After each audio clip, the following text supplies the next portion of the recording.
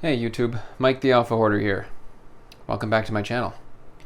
In my last video we started talking about how the MTG Finance side of the hobby has changed, at least for the short term, as a consequence of some of the moves Hasbro's been making, as well as the larger economic environment.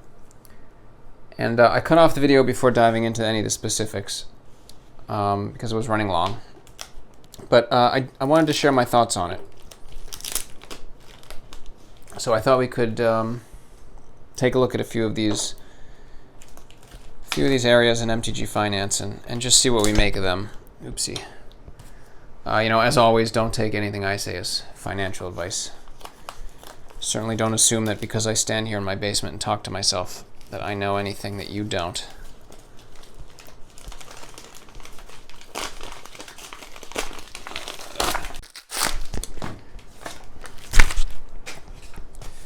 People really know how to seal their boxes.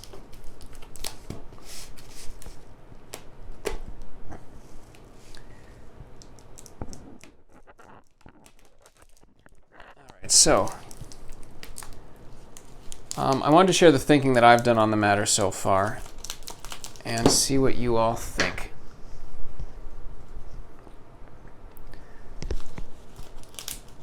And I'll be doing all this through the lens of the mess that Hasbro seems to be making, but I don't mean it to be FUD. I just, it's more a matter of talking out pros and cons, and apply your own risk analysis to it and see what you think. Just give me a moment to get into this package so I can concentrate.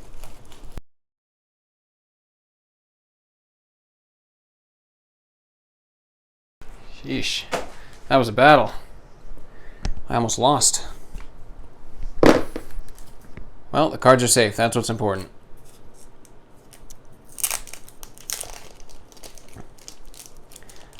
Okay, so I ended my last video basically saying, consider shifting some of your thinking towards the collector side of the hobby and away from the player side of the hobby.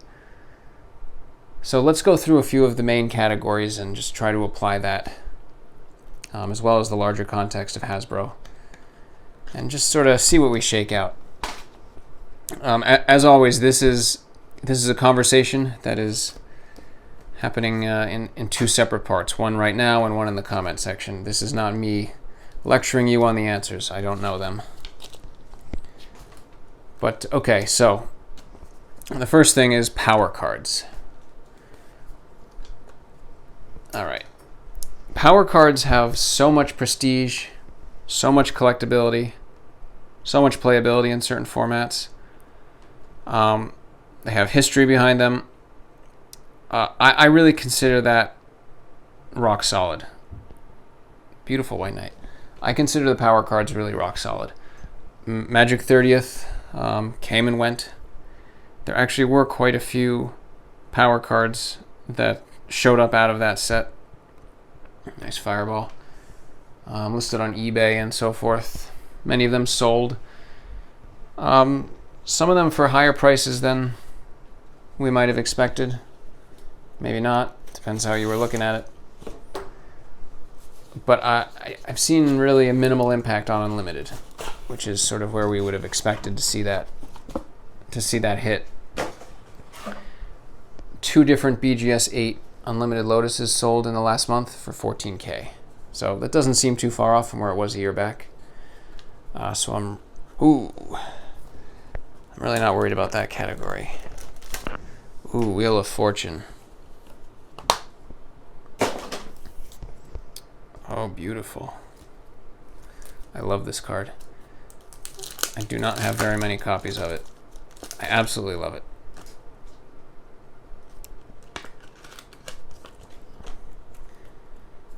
This is a card that does not show up very often on the market. Does not sell very often. Let's see what we got. Oh, that is clean. That is very clean.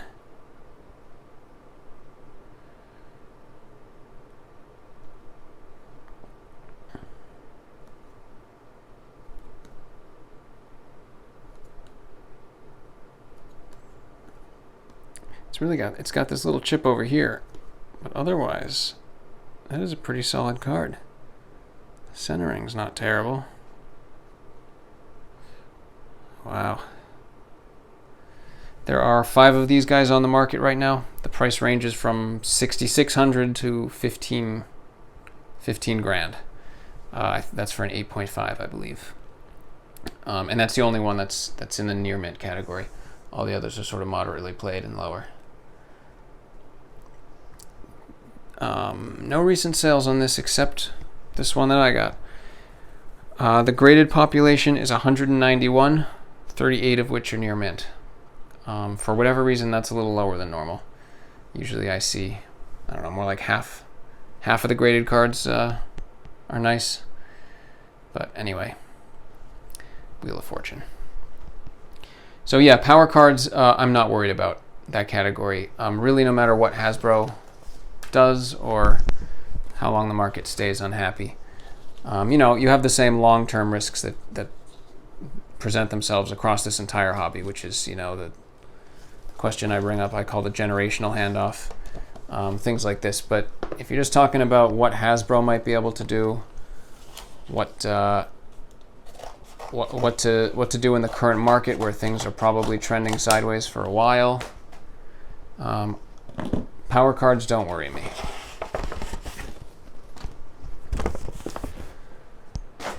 Okay, right, so Alpha, Beta, Arabian Nights, and Antiquities. And then I think I threw Legend Rares in on that right at the end of the last video. Okay, so a lot of people talk about ABU and the Four Horsemen in one sort of bucket. Cool.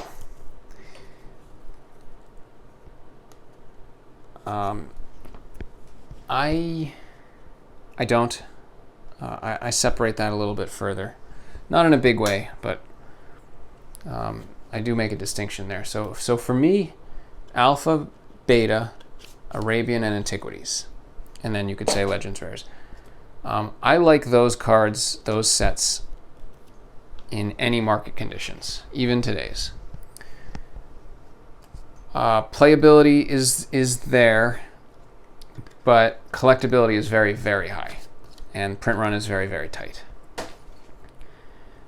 And so it's a good combination. I've talked about it before, specifically with Alpha. Obviously, there is a playability vector in here for people playing specifically Alpha 40, but I don't think there's any denying that Alpha is very solidly a collector product. And because of that, it's insulated in certain ways that other sets might not be. And the further you get away from Alpha, the less that is.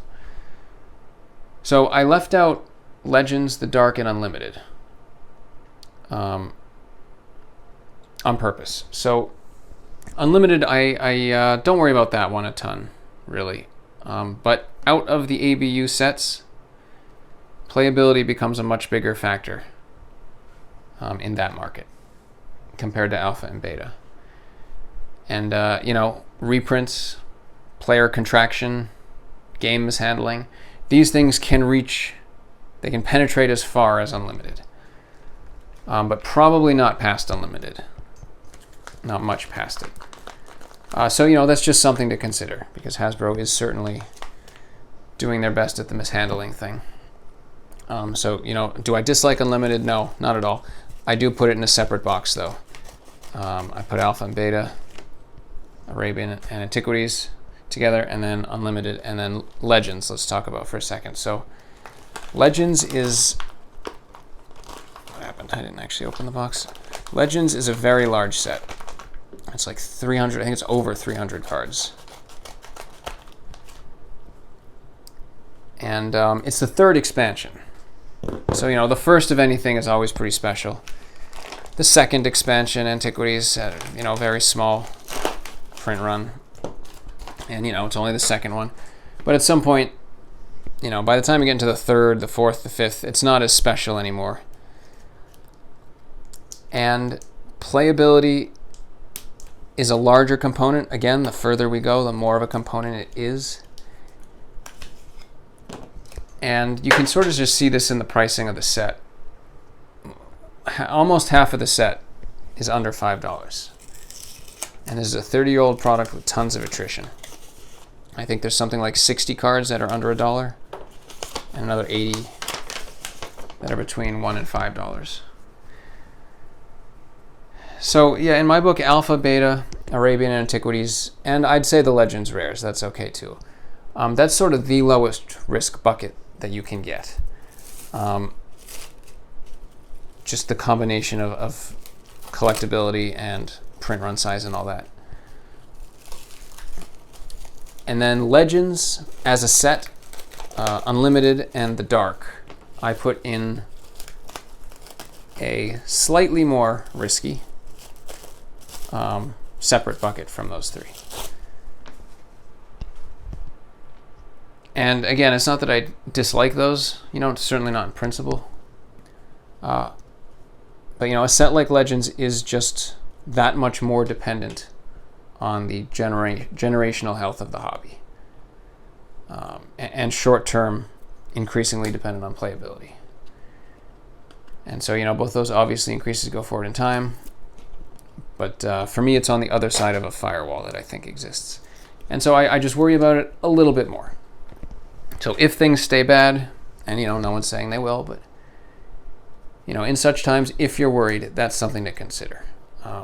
The bad could reach pretty deep into the hobby, and I think as deep as Legends and Unlimited. Again, not to say it will. Just thinking out loud here. You'll have to assign your own probabilities to these things. Beautiful Power Surge. This is a rare. This is one for a long time. Oh man, years ago now, I guess. But for a long time, this card just wasn't on the market. I don't know why. I didn't refresh my numbers on it, so I can't tell you what it looks like right now. But I don't see it that much. I don't know why. Especially not nice copies. Awesome one to add. And of course, Sinkhole. Man, what is with everyone taping these?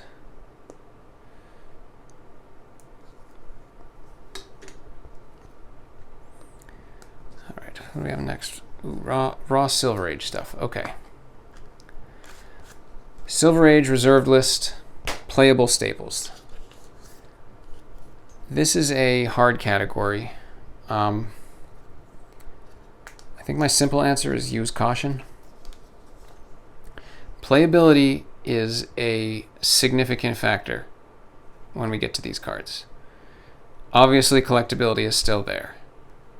I think I said last time, you have to think of it as a spectrum, and even then you're simplifying because there's interconnectivity across the spectrum.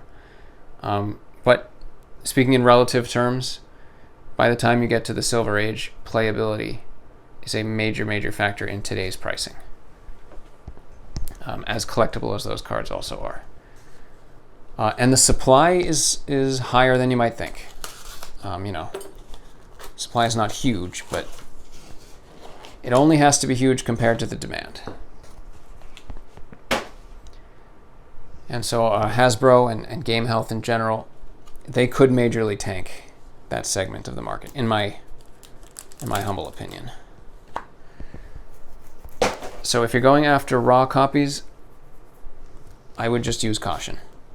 I would maybe consider if there's other areas that money could be deployed. Unless the risk doesn't bother you, of course. Air Elemental.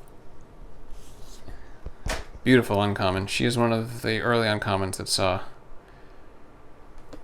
good price movement. Not one of the most expensive ones, but I don't know, it must be it's either highly playable or highly collectible. I don't play, I say that all the time, so I can't always give insight on that stuff. But she's harder to find than you'd expect for an uncommon. Love getting copies of her. Okay, graded cards.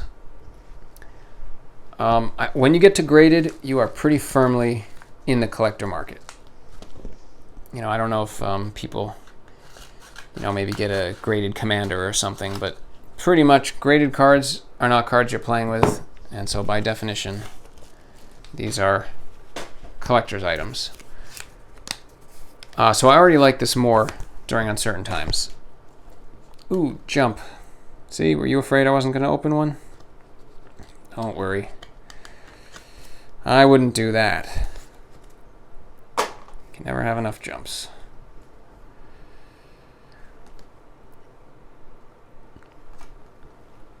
So graded in general sits pretty firmly into collector space. But high grades, especially anything old frame, that's just, those things are incredibly rare. And it's called condition rarity and also population rarity. So not that much sealed stuff still exists. And so the populations that are there, they're going to change, they're going to increase, but they're not going to change in a huge way. Certainly not going to double or something like that. And a lot of collectors want 9s and 10s, and it is hard to get those. Pack fresh cards do not necessarily come out at a 9. They certainly don't necessarily come out at a 10.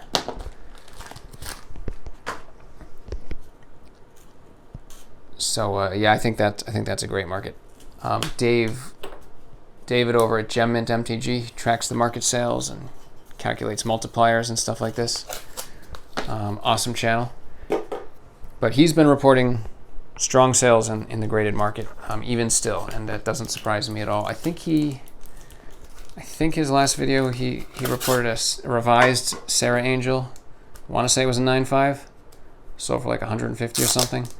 So that's a revised uncommon. Just goes to show. But yeah, if you're going with high grade slabs, I think you have a much wider range of sets that you can play with without needing to worry so much about what shenanigans Hasbro gets up to in the next couple of years before they adjust their course, or however long they go for. You know, to take revised, for instance, since I mentioned it there, there are only 4,500 9.5s on the BGS registry for revised. You know, there are probably some others in the wild, but again, it's not going to double or anything. So 4,500, that is like we're talking about the Alpha uncommon per card print run. So, you know, that's the way you take a set that had probably 250,000 of each rare printed, and you make it truly rare again. There's only 150 10s, 148. Well, 147 because I got one of them. I got the Demonic Tutor. So there's only 147 rares that, sorry, 10s that you might ever run into. So yeah, I don't see that. I don't see that being particularly high risk, despite the current economy and Hasbro. Certainly not in the short term. Clone.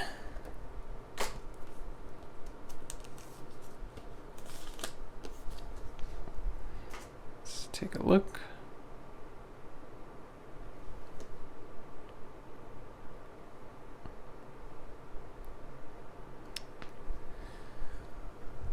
I think this is a particularly nice batch today. I usually try to open, you know, I try to acquire the nicer stuff, LP plus and better. But, you know, you see some days a little bit more mangled cards slip in, but this is a really nice batch. Very happy with this. Okay, vintage foils. Interesting. So, if they are near mint, especially if they're graded, but, you know, just to, so as not to overlap categories here.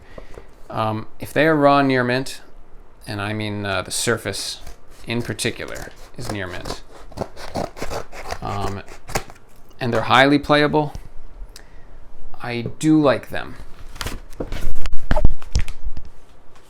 I think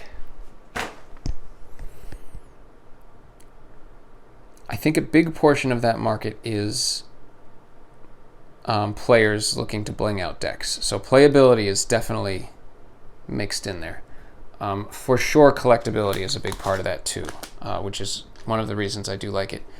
And then the just incredible rarity of them is a big point in their favor. So I suspect, I don't know, but I suspect players that are looking to bling out their deck with an OG foil, It's probably going to cost, I think most of them are in the hundreds. I'm imagining they're going for a nicer copy at that point. I don't see someone splurging for a beat up copy. And then obviously collectors like the nice stuff. And man, it is just impossible to get nice raw foils. I tried.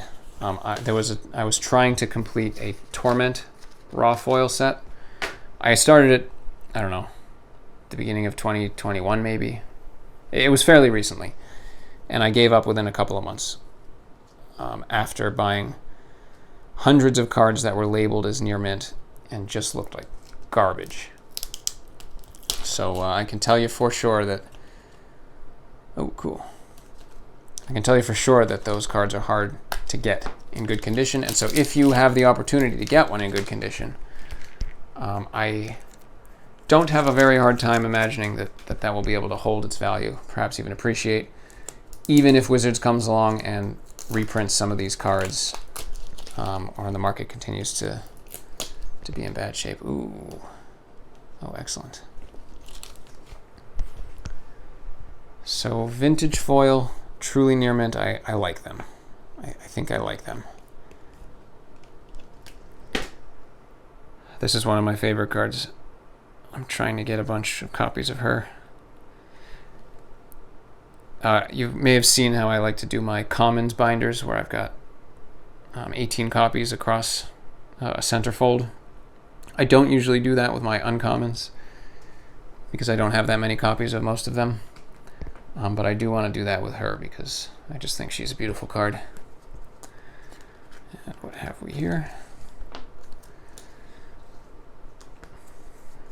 Something not alpha.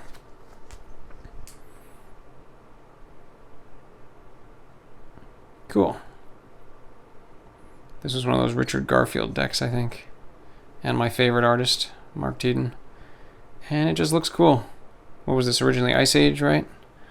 One of the cards I knew from the old days. It won't go in the Hoard, but it will go in a binder somewhere.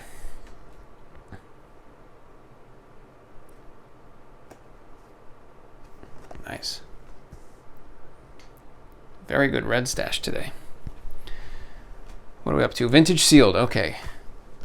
Yeah, Vintage Sealed definitely deserves an entire video or two on its own, but I think most people will probably agree on that one's, ooh, two of them. Vintage Sealed is I like it. I like Vintage Sealed. The older the better. Revised and Earlier, I really like. Silver Age and Earlier, I still like perhaps a little bit less, but not much. It's a different thing. Playability factors in, of course, because some people like to break them and draft them. But they're also very strong collector items, and they're just very rare. It's the sort of thing that if you were after, it wouldn't really matter what Wizards had reprinted. It wouldn't matter if one of the reserve list cards from Weatherlight somehow made its way into a reprint, depending what they pull. If you have a sealed Weatherlights box, I could be wrong, but I don't see that being a major impact. It's a bit orthogonal the way those two things function. So Vintage Sealed I like. Okay, let me just take a look. Icy Manipulator. Ooh, what a day.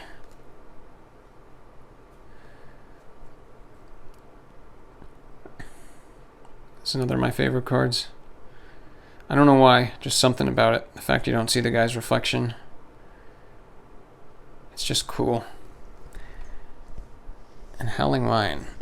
I don't have very many signed cards, but when I see a decent condition copy, priced right, it doesn't turn me off. I'm not against signatures.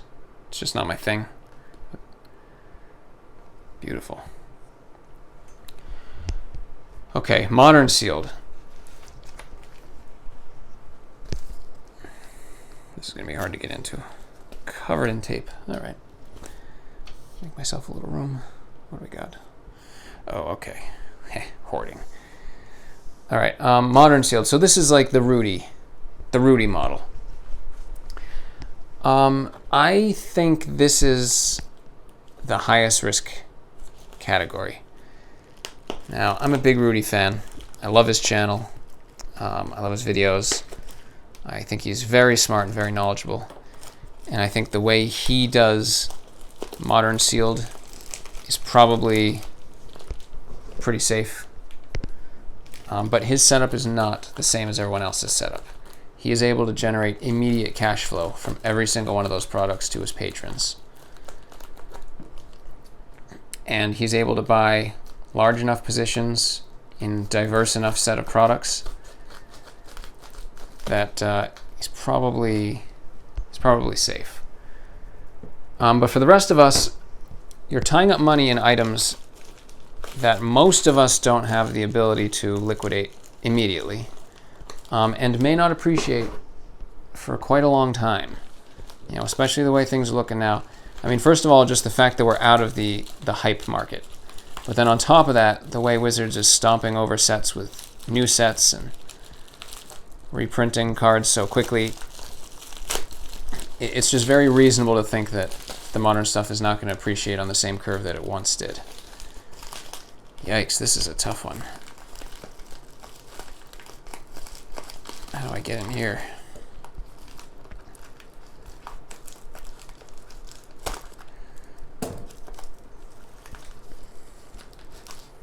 I have actual nightmares about opening these with scissors and cutting a card, but it hasn't happened yet.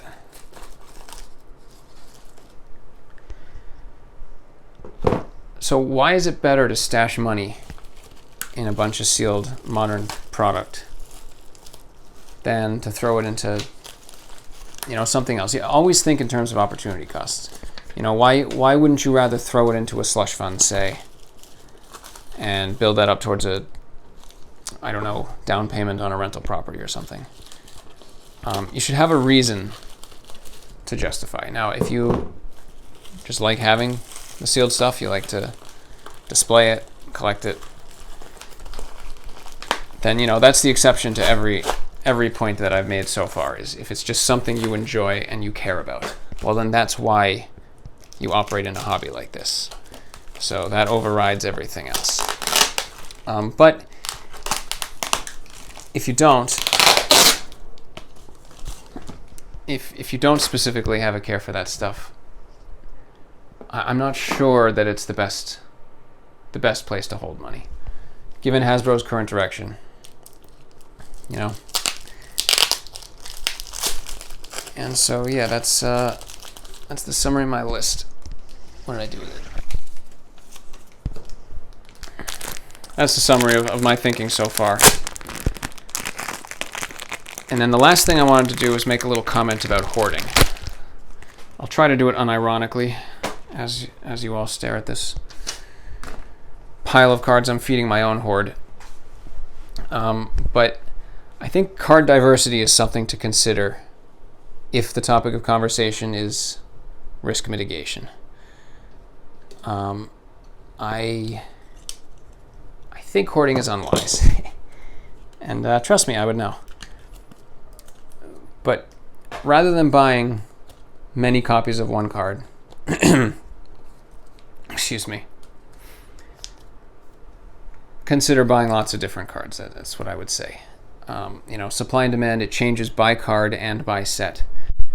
And look, large positions in cards, we all know this, they're hard to unwind. Depending how large the position is, you're almost definitely going to unwind it at your own detriment, because you're going to have to chase the order book, write down the different bids, and end up, you know, who knows where. These are shallow markets, you know. And so the logic you would have with any portfolio, I think, applies here as well. Consider diversifying your cards. Now, why don't I? Well, I've talked about it before. A lot of what I'm doing here is passion for the hobby. I'm in a very fortunate position that I can do this with money that doesn't need to go to work anywhere else. I allocate other money to work in other places. This is my extra. So I'm okay speculating. I'm okay getting stuck with bags. I'm okay unwinding very, very slowly, if ever. And I love having and looking at the cards sort of displayed in hoard form. But I have no delusions that that's, you know, the wisest thing to do. I do it because I love it. I do it because of the passion for the hobby. And I think, you know, I hope that long term there'll be enough appreciation to offset the fact that I'm probably never going to realize my basis in jumps, if it came to that, you know. A card like this, though, super rare, will probably offset that. So, you know, I mean, it's not that I'm not diversified. I do have all the cards. So that's the other thing. I sort of diversified first and then started going deep. But I figured, the channel being what it is, I should probably make a specific note of that I actually don't advise hoarding unless, you know, you have sort of other things sorted out first, unless you already have some card diversity. But, okay, yeah, that probably went on way longer than it was supposed to, as it always does. The bottom line is things have changed. They're going to be changed for a while, and we do all kind of have to see what Hasbro does. The Force of Nature, I love this card. The bold risk takers among you might make moves, and you know, during uncertain times, some moves can reward you well. But if you're being a little bit more conservative with your money, and you're trying to you know, do this in a way that's more long-term and a little bit less of a gamble, then when things are uncertain, it's not unwise to slow down a bit and to wait and see where things are going to land, to see how they're going to play out. And right now, Hasbro is a big question mark. They're now stomping over into Dungeons and Dragons. We won't know for at least another year if other sorts of anniversary celebration products are going to come, you know. There's a reasonable chance that we shut that down. But of course, it's impossible to say what sort of conclusions they'll draw. They are very much in their own tower. And the public messaging so far has suggested that they're not taking to heart any of the feedback that we're trying to get to them as a community. And so it may be that things proceed in a bad direction for a while longer yet before turning around. And so, you know, again, in such a time, if you want to participate in MTG Finance, you want to reduce your risk a bit to some of these unknowns, hopefully some of this was useful. Hopefully we highlighted some of the potential areas of risk. And yeah, even in the event that Hasbro makes bad choices, I think some things are safe. I think Alpha is pretty safe. And then I think some of the other things I talked about are also less exposed to Hasbro than might be. So yeah, let me know your thoughts. Let me know if you think I'm way off, if there's something I missed, if there's specific categories that you'd like to talk about. I'd love to hear from you. So, look at this. Beautiful. Look at this guy one more time. What a specimen. I don't know. How can you not love these old cards? I don't get it.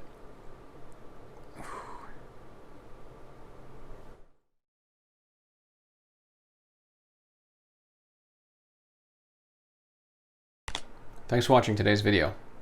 If you're enjoying my content, there's some really simple things you could do to help spread the word. And the first would be to spray paint your car all over with Mike the Alpha Hoarder. And that way, anytime you're driving somewhere, people will see and they'll check me out. I'd really appreciate that. I was going to suggest you spray paint your kids as well, but that's probably unsafe, so don't do that. See you next time.